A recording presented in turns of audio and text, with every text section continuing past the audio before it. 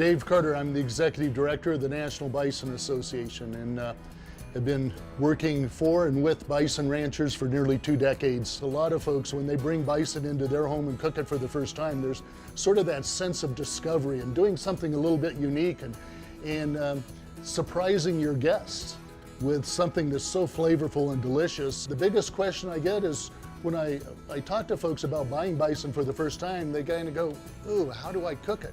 So thanks to some resources that we got from USDA through the Farmers Market Promotion Program, we were able to connect with the Escoffier School of Culinary Arts. We're here because we were contacted by the National Bison Association to help them create a video series of cooking with bison and making it a very approachable protein.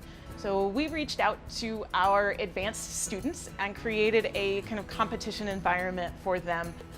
Though our students were working in professional kitchens at our school, these were dishes that they would be able to share with friends and family and to create in any home environment. My team for the competition, we made a bison meatball with a tomato sauce and lentils.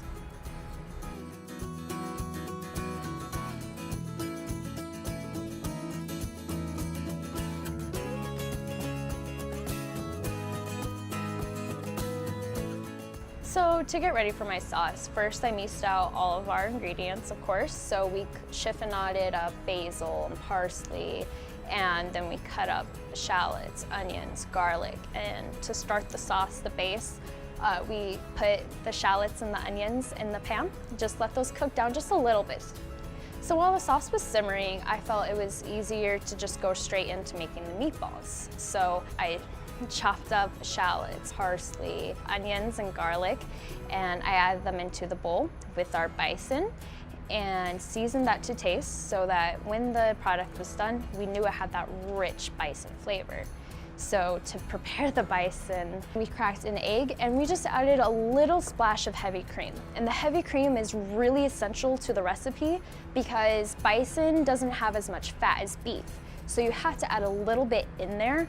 Something you really want to be careful with when you're mixing bison instead of beef is going to be careful not to overmix it. So forming the meatballs, the easiest way for any home cook to make sure that they're all the same size is to just divide it with your hands. So when you pack your meatball, you're going to want to find a nice balance between firm and loose.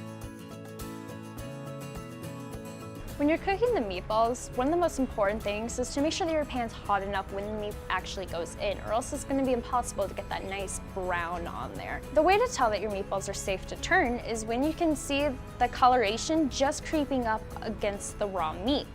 And then just lifting with your tongues just a little bit the meatball, and if you can see that nice golden brown, then it's time to turn it. The easiest way to tell when your meatballs are done cooking on the inside is, one, you can put an instant read thermometer right into the center of the meatball, and if it reads 150 or above, it's definitely cooked through. Or the easier way, and more fun for most home chefs, is to just cut a meatball right in the middle. And if that coloration is nice and brown, you're ready to go. The easiest way to put flavor into lentils is to flavor the water itself. What we did as the team is we put an onion that we had stabbed with clove and bay right into the water. And that bay and clove and the onion just immerses itself with the water, and it just flavors those lentils. Cooking lentils, it's a little bit different than if you were cooking, say, like rice. So you want to make sure that the lentils stay covered in water until they're fully cooked. And once they're cooked, you just simply drain them. Once I had all of my 3 components finished and cooked and ready to plate, we decided to think about plating from a nutritional standpoint.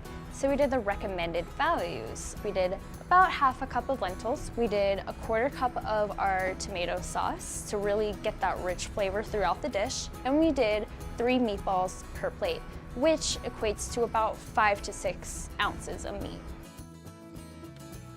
We are so proud with the way that it turned out, and we cannot wait for home cooks to try it and really experience how healthy bison is and how great it tastes compared to something like beef.